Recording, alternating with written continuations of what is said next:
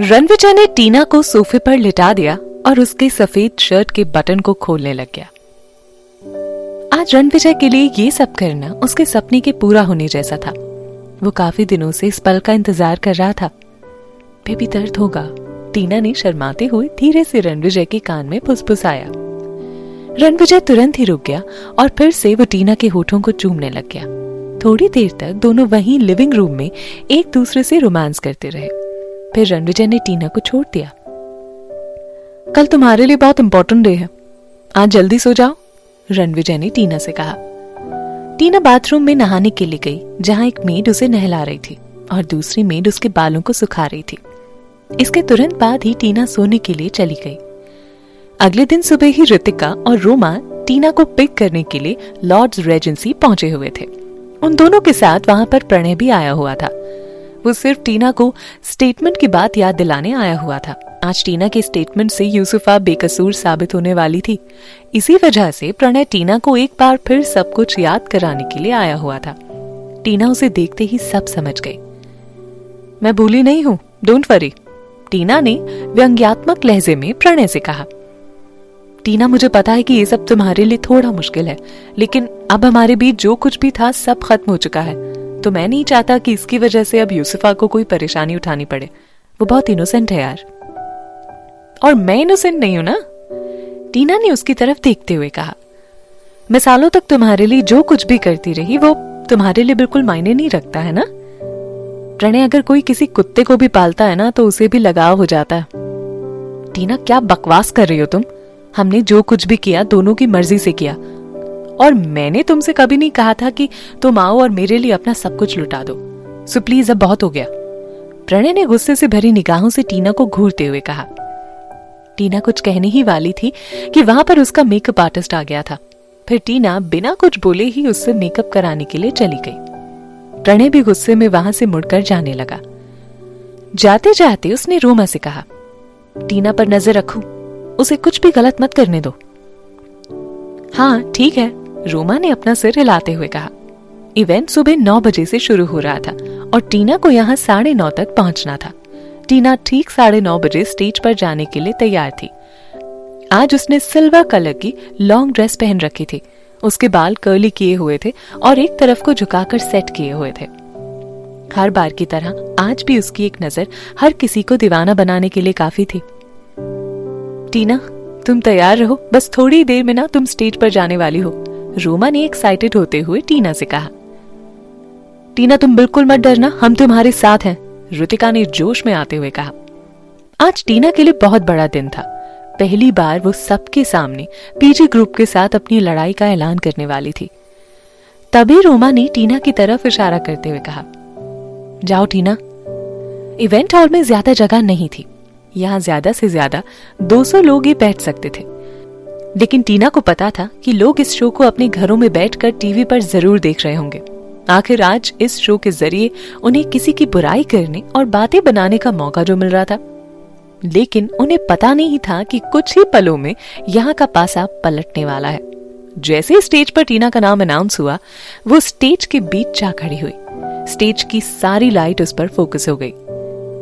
बहुत दिनों के बाद टीना स्पॉटलाइट के नीचे खड़ी थी, सो उसे खुद को कंफर्टेबल करने में थोड़ा टाइम लग रहा था।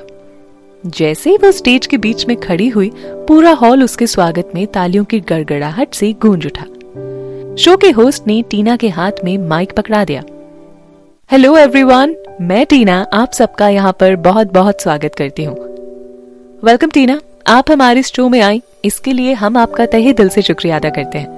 टीना, आप दिन पर दिन काफी फेमस होती जा रही हैं, चारों तरफ लोग आपके फैंस बनते जा रहे हैं।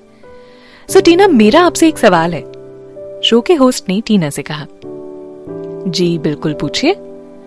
मैं मानता हूँ कि आप हमारे प्रोडक्ट को यूज करती होंगी, सो प्लीज इसे लेकर आप क्या सोचती हैं, थोड़ा पब्लिक को भी बताएंगे। होस्ट ने अपनी कंपनी के प्रोडक्ट का प्रमोशन करना शुरू कर दिया था। ये वो वक्त था जब चारों तरफ लोग टीना के जवाब का इंतजार कर रहे थे। अगर अभी टीना ये बोल देती कि वो इस प्रोडक्ट को यूज करती है तो एक झटके में ही उसका करियर खत्म। शो में बैठे हुए लोगों से लेकर टीवी और इंटरनेट पर इस शो को लाइव देख रहे सभी लोग टकटकी लगाए सिर्फ टीना के जवाब का इंतजार कर रहे थे। टीना के दिमाग में इस वक्त प्रणय, यूसुफा और फिर पीजी ग्रुप सब कुछ ब्लिंक कर रहा था। थोड़ी देर तक सोचते रहने के बाद उसने बोलना शुरू किया। सबसे पहले तो मैं अपनी कंपनी पीजी ग्रुप को थैंक्स कहना चाहूंगी, जिन्होंने मुझे इस कंपनी के शो में आने के लिए भेजा, जिसके बारे में मैंने आज तक सुना भी नहीं था।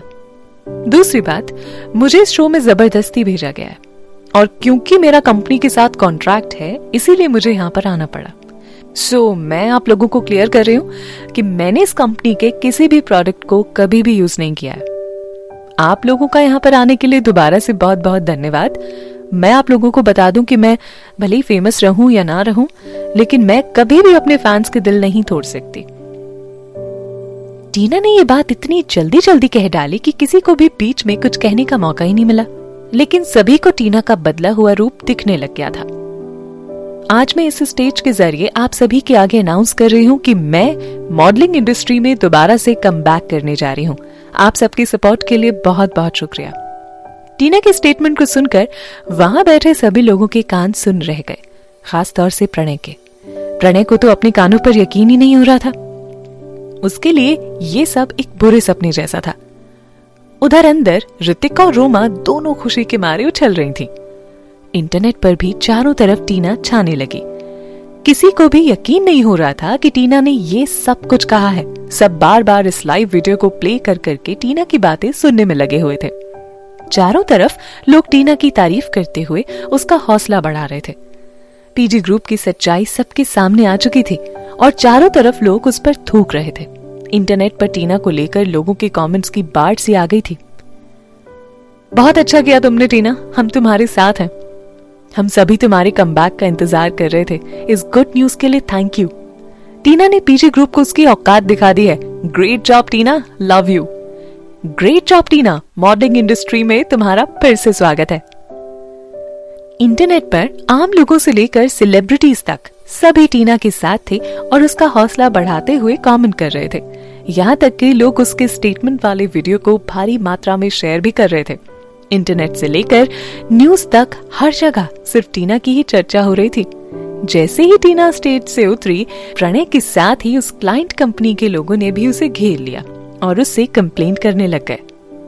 टीना, तुम्हारा दिमाग खराब हो गया क्या? तुम्हारी इतनी औकात बढ़ गई है कि तुम मेरे ही प्रोडक्ट के शो के स्टेज पर खड़े होकर इस तरह की बकवास कर रही हो। कंपनी के मैनेजर ने टीना को लताड़ते हुए कहा, तुम मेरे शो को अपना पर्सनल प्रेस कॉन्फ्रेंस समझ रही हो क्या? तुम्हारी हिम्मत कैसे हुई मेरे स्टेज से इस तरह की बकवास करने की?